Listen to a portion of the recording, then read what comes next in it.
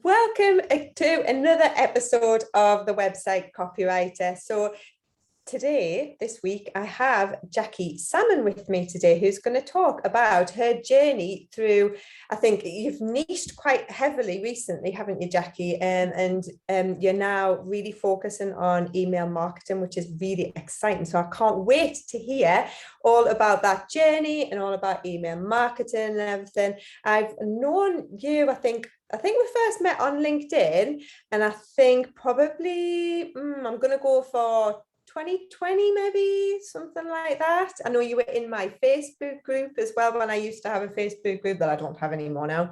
But yeah, we've known each other quite a long time.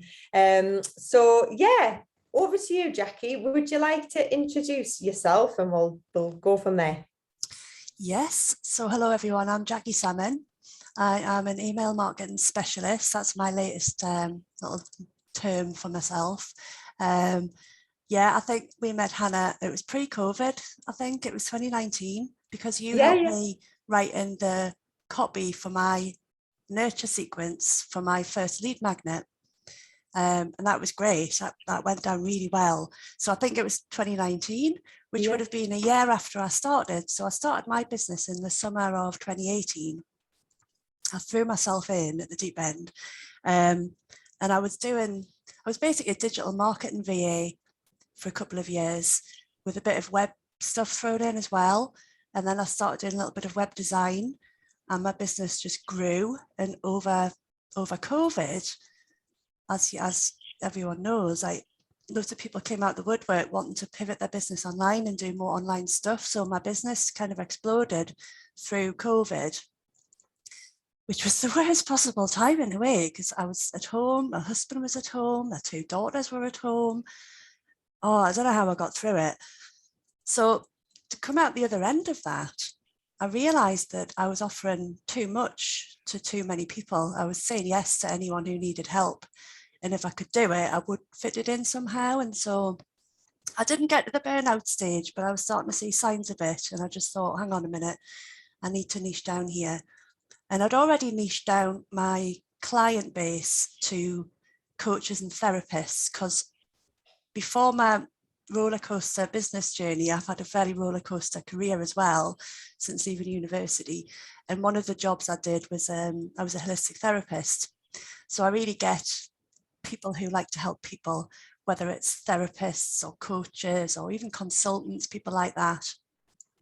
So I'd already focused down the audience to those sorts of people. I've gone a step further. So I'm now working with women in the 45 plus bracket who are quite tech averse. So that's been a really good niche to get into. But with the services, did a bit of research really on what people had asked me for the most over the years, and the service that had brought in the most money for me, and the service that I enjoyed doing, and a service that I can do quite quickly and easily because I've got a lot going on in my life. I'm also a charity manager. So I'm running my business part-time. And so that's how I ended up about 6 months ago, deciding to focus solely on email marketing.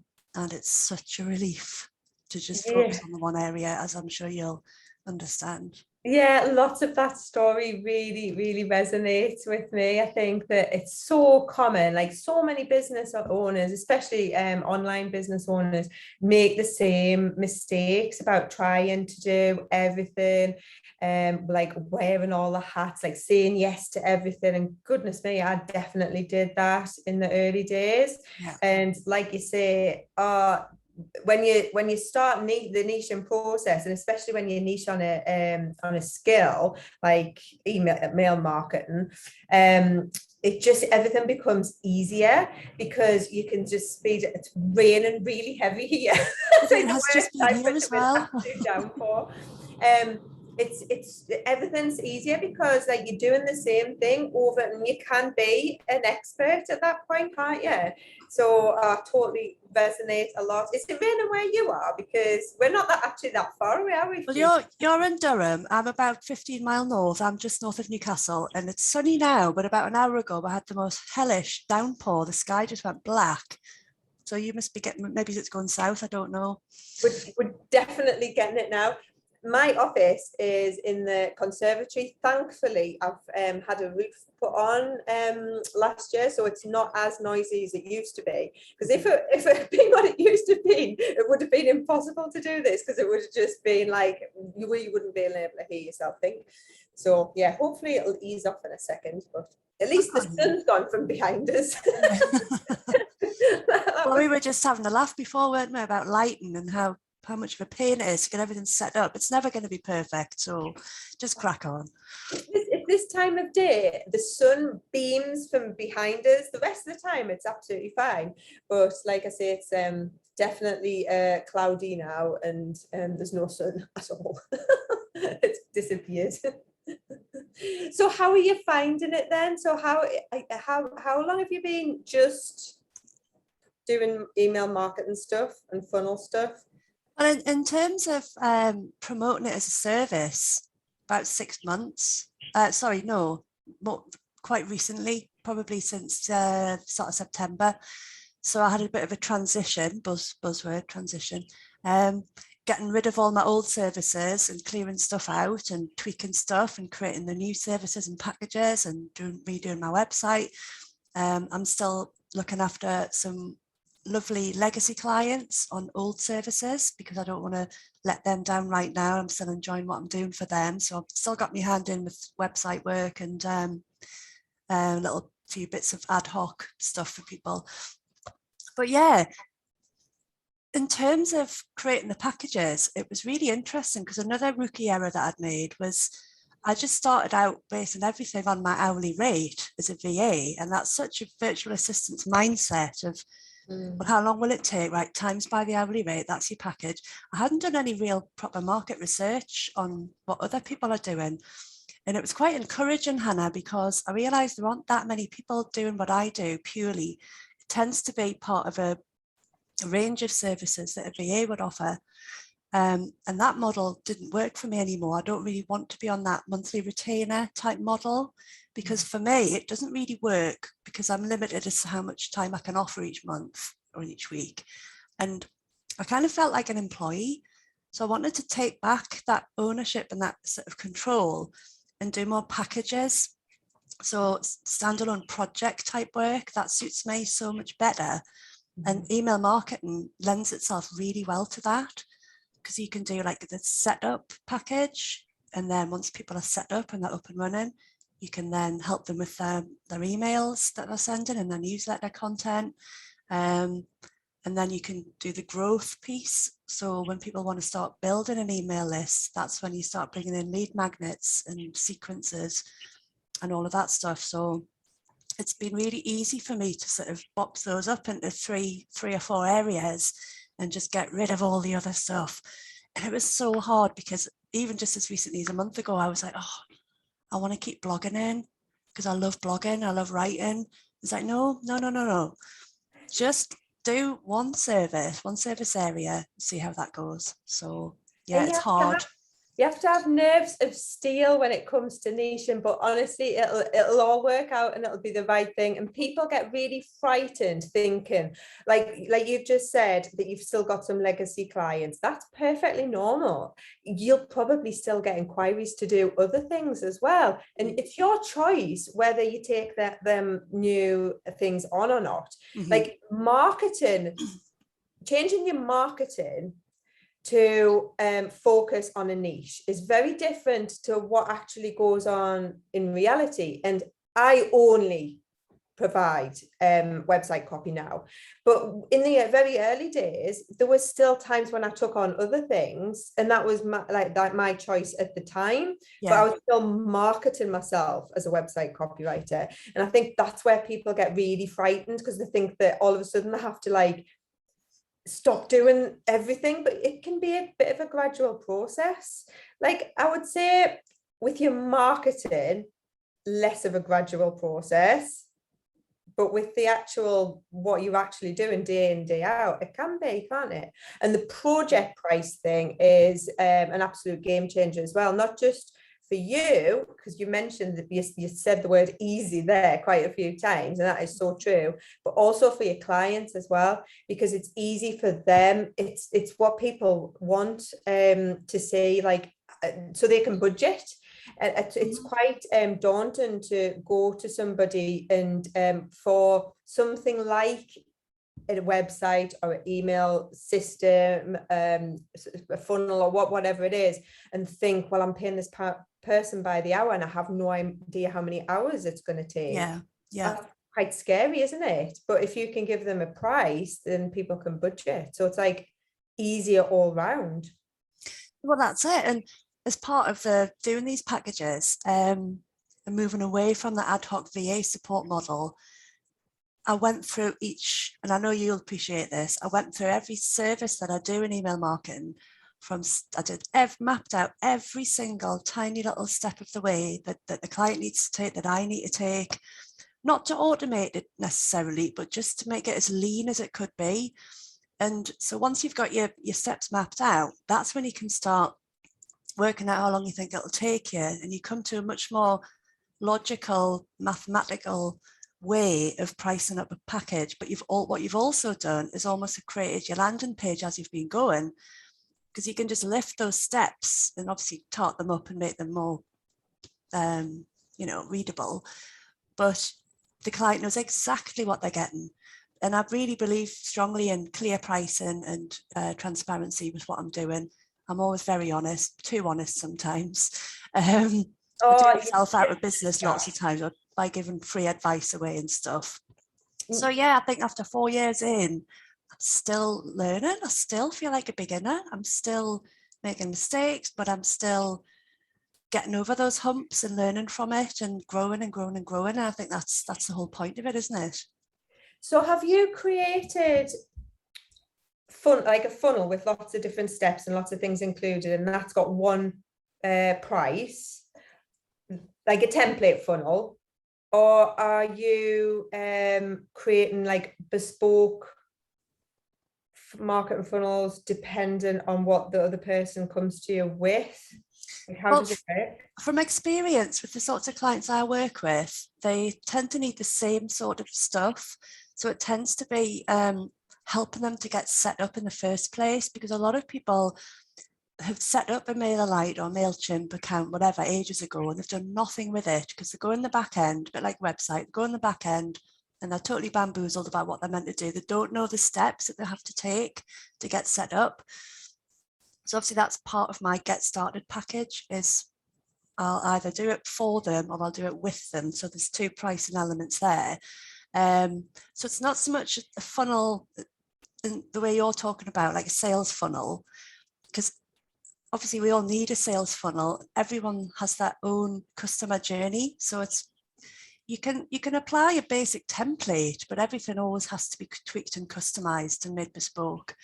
But in terms of mapping out the steps of what I'm helping them with, I've got that down to bum, bum, bum, bum, bum. Cut out all the steps that you don't need. So we do A through to Z, and this is what you get at the end of it. So you're up and running. You've got a branded newsletter template. You've got loads of ideas of what to write and when to send, and then you're up and running. And I include like a demo video as well, showing them how to like log in, drop in their copy, how to avoid wonky formatting. A lot of people just cut and paste from a Word document and then wonder why MailerLite or MailChimp's got all the bolds in the wrong place. And, so it's like applying the efficient, quick ways of getting things done. That's kind of what I'm all about. I'm quite processy. So in terms of a funnel, yeah, they come in at the top and come out at the bottom very happy. But I don't really design sales funnels for people as such. I think that's a frightening word for some people. I look at it more of a customer journey, and to me, email marketing is part of your overall marketing strategy. And so the funnel has to include all of those elements. But because I'm not offering all of those services anymore, I tend to avoid going down that route, because obviously you've got your paid ads, you've got your email marketing piece, your social media part, your website bit. Because I know how they all work, I can guide a client through it, but I would no longer offer that as a full service. But, you could map out what a basic funnel looks like, starting with social media at the top. But I mean, that's another conversation, social media, because I've come off it. Oh yes.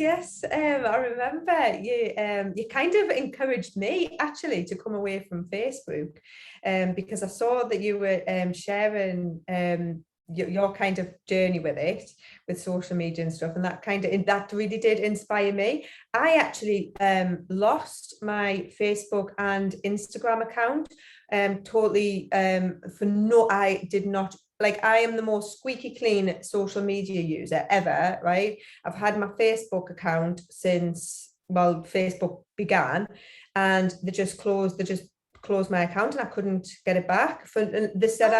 They said like it was, I'd done something wrong. I can't remember what they said, the words they used, but they said I'd done something wrong and I had 30 days to appeal, and I couldn't, the system was so broken, the links were broken and everything, that I couldn't appeal it. I did eventually upload my driving license, but then I never heard anything back, so I just presumed it's gone. I did create a new Facebook account, but I'm not using it. I needed to get into a couple of groups, but because Instagram is associated with it, I lost my Instagram account as well. The links, same company. Well, Yeah. this is what I mean. This is what I found. I was churning out all the content and not getting much in return. I do miss Facebook groups. I have to say, I got work through that, but I just made a decision in principle for my own principles and sanity and peace of mind and time. Like I say, I've got limited time as to what I can do, and I just made the decision, and I've just not looked back. And it figures in my own marketing, because it's getting the point across that you've just made brilliantly, that it's so risky just relying on these platforms, because they can just deplatform you overnight for no reason. And like you say, you've got no comeback. Like, that coincidence that you couldn't appeal, or I'm just suspicious of them, the way it's all gone, especially through COVID. They've become very political and censoring people, and it just doesn't It was fit with a me. blessing in disguise that I lost my Facebook account, because I've wanted to come off Facebook for years, and I've always felt like a tie to it, like almost like an addiction or something. Like I can't cancel my account. I can't, all them photographs that I had for like years and years and years that I didn't have anywhere else. And I've lost the photographs now, but well, it's done and dusted, and I'm actually happier for it. I was a bit more upset with Instagram, because I did get quite a bit of work off Instagram over the years, and I've made quite a few web designer friends on Instagram, but I was spreading myself too thin anyway, and now I've got more time to spend on LinkedIn, so that's it. It's that spreading yourself too thin thing that can lead to burnout, and you're just a content creation machine, which is fine if you're getting loads of referrals and leads and clients from it. But a lot of people find that they're just not. It's getting harder and harder, and they're wanting you to go down the paid ads route. And obviously not everyone wants to spend money on paid ads. Some do, some don't. A lot of my clients are happy with just organic reach. And when I did the whole client avatar work, which was with you actually on that course I did with you, was it 2 summers ago? Last summer? Was it last summer it was. And that really helped me to get clear on the women that I want to work with, and they're all on LinkedIn because they're all professional women. A lot of them are ex-corporates who have retired early or who've decided to quit and start up their coaching business. So yeah, it was a no-brainer for me. You go where your clients are, and luckily mine were all on LinkedIn. And I got a bit of stick from some people saying, "Oh, LinkedIn's social media as well, but to me, it didn't feel as icky, and it was separate from friends and family, which I found it a lot easier to talk about business when I know that like the school run mums weren't going to chime in, and do you know what I mean? 100%. I've battled with this for years and years and years with Facebook, and I really like being on LinkedIn for that reason, and I think that people are successful on Facebook and do get a lot of clients and stuff, but for me, there were the wrong types of clients I was getting. I did get clients from Facebook, but they were the wrong type. It's just a total different place to be. The inquiries you get are often looking for freebies and things like that. That reminds us actually of that post that you put up the other day about freebie seekers. Freebie hunters, yeah. Freebie hunters. Like, oh, honestly, when I saw that, I started getting triggered and I wanted to write loads of reasons why it drives us insane. I mean, I don't actually, I've still got a list, but I don't email my list. It's just something like when we're talking about spreading yourself too thin, it's just not my priority at the moment. But over the years, you know that I've had a few different lead magnets and stuff. And the amount of people that you see who sign up to get something that I've spent, this is my rant coming out now, I've spent like so much time creating this free resource to be so valuable to my ideal client, and spending so much time writing emails to be so valuable to my ideal client, and then people sign up with fake email addresses that you can see they're just like, it's not the real email address, it's just one that's just made for that. And you just think you're missing out on my brilliant nurture sequence. But like, I don't get why it's not a good thing. It's a very newbie mindset to go around just getting loads of free stuff. Yeah, I agree. A lot of people do them for research, so it's probably your competitors doing that, and yeah, it can happen. My kind of I just wouldn't do that. It's just not in my zone to be like that. Go around signing up for competitors' stuff to see what they're doing. Maybe that's wrong. I don't know, but I don't care anyway, because I don't like, that's just not what I would do. It's unethical. Well, just in case anyone doesn't know what we're on about, I call them freebie hunters. So you've gone through all the trouble of creating a lead magnet and you've got a sign up thing on your website. People will look at it and go, "Oh, I fancy that," and they'll sign up, they'll get the free download, and then they'll unsubscribe again. Yeah, it is kind of unethical, but it does happen. But I mean, I would just say to you, Hannah, you've went through all that trouble and you've got all those people on your list. You should be communicating with them. Well, the thing is, so a few years ago, I had a really good lead magnet for web designers. I don't know if you can remember. It was a website content template. Oh, yes. I've got that. Yeah. I had a nurture sequence attached to that, and it was extremely successful, right? So I had a very, very highly concentrated email list, marketing list of just web designers.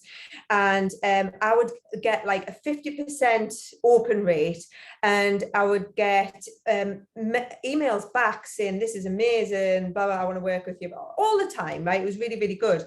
But then last year, when I changed everything, I changed direction and I started teaching people how to write lead generating copy. I stopped being so specifically targeting web designers and opened that up. Mm-hmm. So subsequently, my email list got diluted with lots of other different types of businesses. So there's people on that list who signed up for the Magnetic Sales Copy Masterclass, and there's people on that list who signed up for that original lead magnet, and there's a few in between, like do the other things that I did. And so it's not such a tight pool. Like I could easily split that. You could segment them into like various groups. I could. And you know, I should certainly be emailing that list, telling people about my YouTube channel, but it's like priorities, and like I will do it at some point, but it's just I'm very, very heavily focused on what I'm doing at the minute, and that's working. But I am aware in the back of my mind that I need to re-engage that list from what we were talking about before, about how putting all your eggs in one basket. So at the minute I'm putting all my eggs in LinkedIn basket, and I've got this YouTube channel, but it's only small. But I do need to, but it's working at the minute, so I'm like I'm putting my energy where it's really working. And yeah, fair enough, yeah, because it's like getting the fine balance between not putting your eggs in all in one basket, but also not spreading yourself too thin. So when you're looking at your sort of overall marketing strategy, there's all the different strands, and you need to pick maybe 2 or 3 that work for you and not try and do them all. And obviously one of those is social media, but a lot of people, even within the social media part, they're on like 6 different platforms. It's like, no. It's just too much. Yeah. You know, what would be, I'm all for easy, right? Yeah, Everything I do is easy. That's why with this channel, it's recorded on Zoom, downloaded, uploaded to YouTube. You couldn't get any easier and more efficient marketing than that, really, because it's just like literally like an hour of my time, and then it's uploaded, done, and everything. So everything's got to be easy. But what would be really easy is if I just sent out a link to my list with the YouTube, that would be all right, wouldn't it? That wouldn't be hardly any work. I could get somebody to do that. That would take you 10 minutes, and I then could it's easily keeping your get list up to date, yeah, and sharing your video further and wider. It's pointing people back to your YouTube. It's a win-win really for 10-15 minutes work. Hold us accountable, because I think it's in my brain. I don't want to start writing actual newsletters again at the moment, not at the moment anyway. But what I should be doing is repurposing content, definitely. Yes. Yeah. I'm all for finding the quick wins as well. And if you are starting out from scratch sending newsletters, you don't have to write a newsletter from scratch. You just curate your back, the previous month's worth of stuff. Because as we all know, and this is something you talk about a lot, people, you worry that, oh, well, it's old stuff. People have already seen it. It's not news, but they might not have seen it the first time round, or they might not be on Facebook, or they might not have seen the YouTube video, blah, blah, blah. So you could just easily just mop up everything you've already done and send the links in an email. You don't even have to write any copy other than topping and tailing it with how you're doing, and obviously making it look nice. Very easy to do. Same as if you've just published a blog post, get straight on your email list and sending the link to that. That's sending loads of traffic, hopefully loads of traffic back to your website. It needs to be fitted in easily to your overall marketing piece. I'm going to put it on my to-do list to tell my VA to do that. Do it. Yes, definitely. Because I mean, it's just a matter of re-engaging people, isn't it? Because it is a long time since I've sent an email out, but consistency is the key with it, really. You need to try and find a rhythm that'll suit you and suit your audience. So like some people send a weekly email. I could never commit to that. Monthly's fine, quarterly's fine. Just make sure you say what you're going to say, and don't leave people hanging. Otherwise, what's the point in having the email list there? You need to nurture it. So that's my three-part service offering, really. It's get started, grow your list, nurture your list. And if you get those 3 done, you're up and running in a nice little routine, and it's not hard. So really do you help people with like lead magnets and stuff like that? Yeah, so that's the grow your list part. So once they're set up properly, so if you came to me and you said, I've already got set up on MailChimp and I've got an idea for a lead magnet, where do we start? Well, I'd start off with making sure your MailChimp account was optimized properly. So I'd run through that with you and just check it, because a lot of people don't set them up right, and they set them up in a kind of amateurish way. So there's loads of little tips and hints I can help them with to get that first bit done properly once, then that's it done forever. Like a little tip, people, when they're setting up their account, they'll put their full home address in. That's what appears in the footer of the email, and then you've got your house number. That's like a security risk. You don't need to do that. So little tweaks like that. Then we either take your existing lead magnet and maybe elevate it. So you might have the idea, but you've not actually created it. So I work with people to create them, and I always advocate a easily downloadable, concise PDF of some sort, tailored to their audience.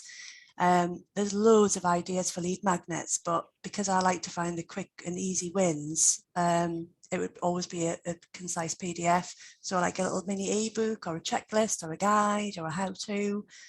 When you want to give away something valuable, but you don't want to be giving away like War and Peace, do you know what I mean? People won't read it, it's too much. So yeah, once we've created the lead magnet, then it's the case of connecting it up to your email service provider, MailChimp, MailerLite, Kartra, whatever you use, and then setting up the automated welcome. So if you do the whole thing properly, you've got a fully optimized account, you've got a lead magnet on your website, or 2 or 3, because you can have more than one. All of those will trigger a welcome sequence, which should be non-salesy. I would always say that. Time and time again, I see people who like email one after the download comes through, it's buy this, buy that. People are just going to unsubscribe. So you want to welcome them and nurture them. And once that process is finished, that's when you need to start sending them a regular, what you call standalone emails. So that could be an offer or a launch coming up, or your latest blog post, or a regular newsletter. Again, there's loads of ideas for that to suit your audience. So yeah, that's kind of what I do. Anything to do with email marketing, then yeah, I'm here. Yeah. I always recommend people sell on the 5th. So if you sign up for something really valuable, like you say, it doesn't have to be long, but really, really valuable, because people are downloading stuff all the time. So yours has to like really stand out as being like really good. And then they'll open your emails and then warm them up over warm them up on 1, 2, 3, and 4, and then sell on the 5th. And then if just go into the like a weekly or a monthly newsletter type, not a newsletter, but you know, like that kind of type of thing after that. But yeah, like super valuable to get people really interested, and then sell after you've kind of told the story behind. Exactly, yeah. And the jury's out on whether you should send 3 or 4 or 5 and how. It's your audience, isn't it? It's exactly. Knowing your ideal client and what they want. Yeah. But yeah, the mistake I see people making is just selling straight away, and that's not really what email marketing, well, it's not what a nurture sequence is all about. That comes a bit later. And you can obviously connect up your newsletter to your website if you're selling products. So you could have a featured product on an email where people can literally click a button and buy it, or sign up or join. So it works really well for coaches and therapists, because they often have either a physical product, or they'll have a workshop or a webinar coming up. So it's making sure all of that's connected up as well, which drives people bonkers. It drives people crackers, all setting all that stuff up. It's fiddly. Yeah. Do you mainly work with MailChimp and MailerLite? Are they the two you only work with, or are they the two you like to work with? So I've worked with MailChimp since it began, which is going back a long time. So I was a communications officer in regional government in the Northeast, and we got MailChimp when it had first launched. So I know it inside out. It's changed a lot over the years. So I've got my certification in that. More recently, I did MailerLite, and I actually prefer MailerLite. I felt a bit disloyal, but it offers a lot more for beginners than MailChimp does. I'm talking about the free versions here. But I've also done training in like what you'd call the Rolls Royce version of that, which would be something like Kajabi. Well, I've done training in Kajabi, which is, and once you go down that route, they're the all-in-one platforms. And I know you use Kartra, don't you? That's very similar. There's New Zenler, there's others. So I cover everything really, so that I can help people no matter what budget they're on. But mostly it would be getting people set up from scratch. And for that, I would always suggest MailerLite, because it'll do you for a long time before you need to upgrade to pay the extra for the bigger all-in-one platforms. You know, you don't need Kajabi if you're not planning on doing courses, for example. Do you know how easy it is to, because I used to use MailChimp, and then I moved all my contacts into Kartra, and it was a right faff to get them all over, because you had to like prove where they were from. Like Kartra are really strict on where you've got these names and addresses and stuff, email addresses from. So do you know how easy it is to go back the other way? The reason I'm asking is because I pay about £90 a month for Kartra, and I don't use it anymore. And there's only you can have only 2 courses in Kartra. So for that amount of money, I've got 2 courses in there, but I could easily move them somewhere else. And if you want more, add more courses, it's like maybe, I don't know, like £200 or £300 a month. And I don't think it's the best use, but it's like the upheaval of moving everything again. But it should be as simple as exporting the list and making sure it's a cleaned list and in the proper format, and then re-uploading that into MailChimp or MailerLite. I mean, when you're moving people, for example, from MailChimp to MailerLite, they've got an integration now where you just press the button. It's dead easy. You don't even have to download and re-upload the list. But when you say it wanted proof of where they'd come from, what do you mean? What was it asking you? I'm not a Carteret expert. It was just you had to go through a few hoops to prove that you had, I don't know if it was like GDPR or something, or I don't know what it was. That's what it'll be. I'm just wondering exactly what it was that they asked you to do. I can't remember because it was a long time ago. It was probably maybe, I don't know, how long have I been using Carter for? Maybe even coming up to 2 years. So I did it when I moved over to Carteret, an agency helped us to do that.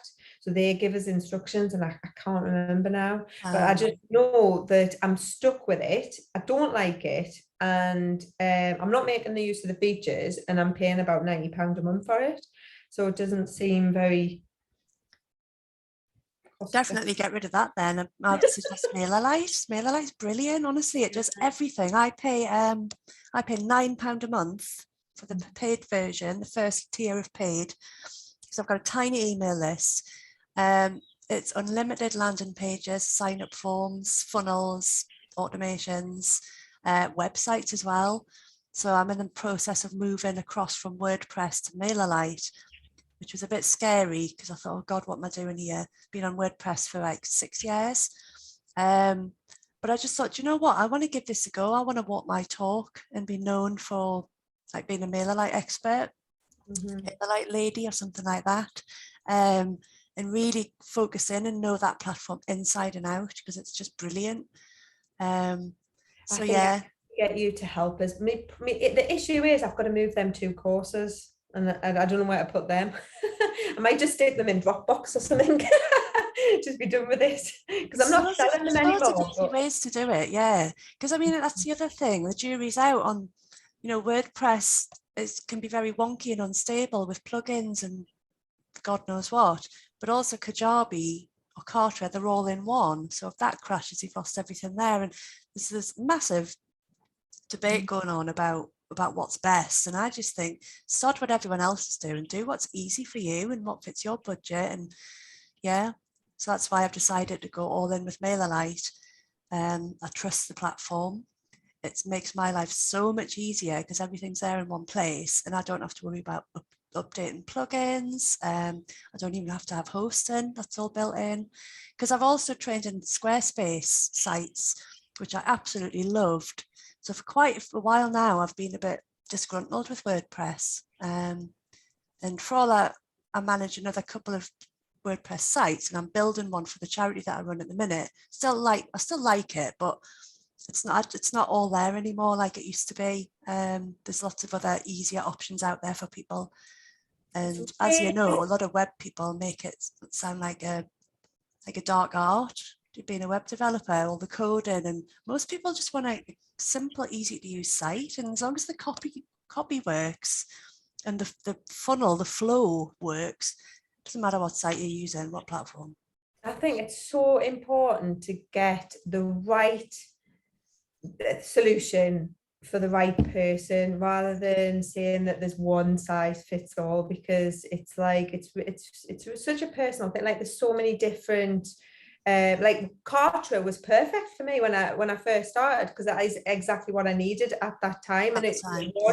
But I'm just not doing that. I've gone a different way, and I'm not doing the same thing, so it's not a good fit anymore. And I think that it's just so important, isn't it, to give your customers what they need rather than overselling anything. Well, it's hard because you could get 10 clients who could come to you. This is from my perspective, because a lot of coaches have a coach themselves. in turn, they'll have a coach. So the higher up you go up the chain, these sort of high level people, they've all got Kajabi because they've all got their courses. And so clients will come to me wanting to start out. Oh, I need Kajabi, I need Kajabi. And I'm like, why? Oh, because it's been recommended. Okay, do you know what it is? Do you understand how much it's going to cost you and that you won't need to use 80% of the functionality? So I can kind of tease that sort of thing out in a first call with a client to find out what's going to suit them best.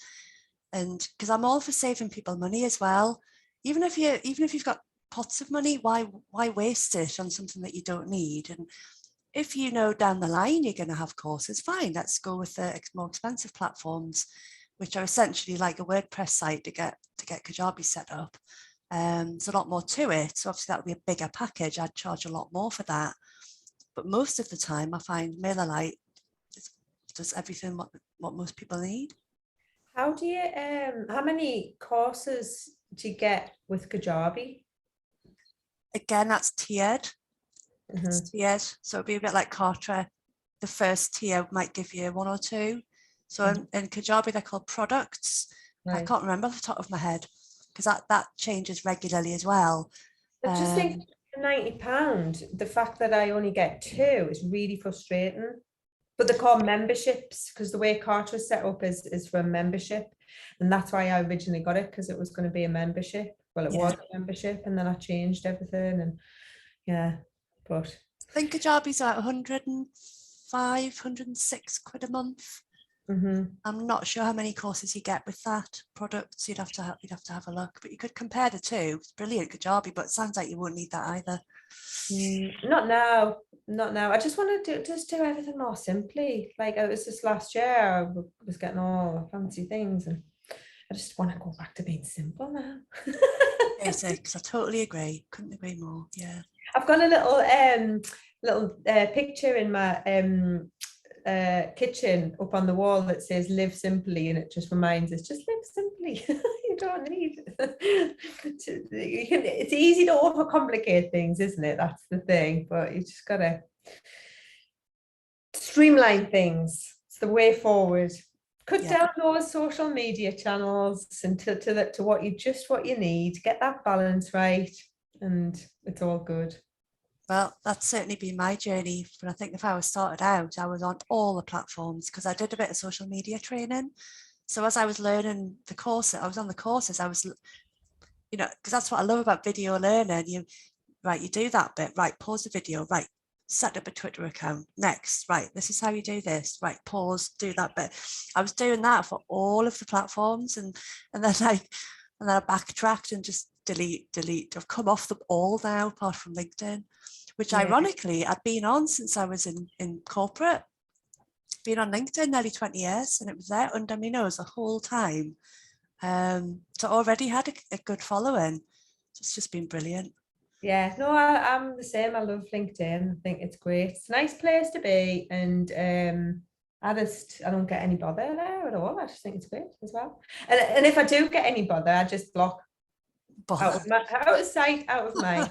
Like I don't have any time for people to like annoy us. Like I think it's like one strike and you're out if I get annoyed. I'm just, and like letting people annoy you is good for boosting engagement and stuff. Like your posts will do a lot better if you let that kind of thing happen on them. But I just can't be bothered with it. Like I can't be bothered with people who just want to try and poke you. Like, and I'm not talking about people who would disagree with points of view. That's totally different. I mean people who you can tell straight away are just trying to provoke a reaction. And I just don't have time for it. And that's why LinkedIn's a really nice place for me, because I just don't stand for like being purposely provoked. Block. Don't have to think about them anymore. Forgot about that. Anything to do with that person. I mean, block list's massive, to be honest. I'm just like, well, but it makes for me to be a happier business owner. So it's my choice, isn't it? Your business, your rules, your way. Absolutely. I think we all need to remember that, because you can get influenced by all these gurus, can't you? And all these recommended books and habits and, morning routines and God knows what. It's like, just do it your way, do what suits you and your family. And that's the most important thing, really, isn't it? Your health, your happiness, your family, your mind space, your mental health, your physical health. And if you can make the business contribute to all those things rather than take away from those things, then I think you're on the right track. Yeah, like there is no rule. There actually isn't any rules. People think that there's rules. There's rules there ain't no rules. Some kind of like rule book for LinkedIn that you have to act in a certain way, and there isn't a rule book. You just make it whatever you want to make it, and then be happy all the time, and it's all good. I know, it's funny, isn't it? Like I'll go on because I've stopped going on all the courses. I was a bit addicted to the training, which a lot of people have that problem, I think, and the webinars and the this and the that. And you try someone's method out and then think, oh, I don't like it. It doesn't work for me. I can't commit to that, or it feels icky, or it's just not right. And you just think, that was a total waste of money, wasn't it? I'm going to actually use my instincts now. I'm going to do it my way. And it feels so much better. And you come across as yourself. And so your authenticity shines through, and your copy's better because it's just you being you. And it might not be perfect, but that's so much better, I think, because, well, people work with people, don't they? So just if you're yourself, you're going to gel with the right people or repel them. It's fine. See you later. But that's what you want, isn't it? It's like if someone unsubscribes from your email list, people get, oh, my numbers are going down. It's like, well, they're just vanity metrics. You want people on there who want to be there. So if they're unsubscribing, good. Bye. Yeah. Oh, there's so much vanity metrics on social media. Like, people are so focused on how many likes and comments they get on their post. Yeah. But well, for me anyway, it's the lurkers, it's the people who are reading the content and dropping into my inbox that matter to me. Like, I don't care about how many likes and comments I get. I care about how many leads and inquiries I get, because that's the basis of my business. But like, most people come into my inbox and say, I've been following you for a while, I love your content. They say that all the time. Several times a week I get messages like that, and every time I don't know who that person is. I have never seen them. Or maybe once or twice I've seen a like or something, but so I don't know why people get so fixated on likes. That's it. It's a reflection of real life, isn't it? You don't get the best conversation with the show-off gobshite in the room. It's often the person on the edges who you meet after a couple of glasses of wine. They're the ones who you have the best conversations with. You know what I mean? Yeah. But I like that analogy. It's a bit cheeky, but you know what I mean. Yeah, no, definitely. Well, Jackie, I've really thoroughly enjoyed chatting with you. I don't know how long we've been talking for, but it's been really good, and we've covered loads and loads of stuff. So thank you so much for spending your Friday lunchtime, is it, or afternoon, chatting with us. So was there anything else that you wanted to cover before we kind of wrap it up? Well, just to say that if anyone's wanted a free call about email marketing, I'm all about the open, honest chat before anything happens. I can vouch for that, because I have been to you for help, and you've been very honest, and I can't remember the exact outcome, but yeah, I didn't need your services, and you were very honest about that. So I can definitely vouch for no obligation chat, and just very, very helpful. You're very, very, very, very helpful. You were very helpful to me. Yeah. So if anyone wants a free call to empty their brain or pick my brains or run over some ideas, thoughts that they had, then just give us a call and we can talk about it. And yeah, it's been a pleasure, Hannah, as always. Could talk What else? all day. I know. What I'll do is I'll drop links to your LinkedIn and links to your website. And do you have anything else? Is it mainly your LinkedIn and your website? Yeah, just those two now. So easy. Just two things. Underneath this video. And yeah, can't wait. I'm going to definitely speak to you after I've stopped recording about the transferring everything over to MailerLite, because that sounds like that's what I need. Right. See you in a minute. Okay. Then. Yeah. Bye. Bye, Bye. everyone. Bye. Bye.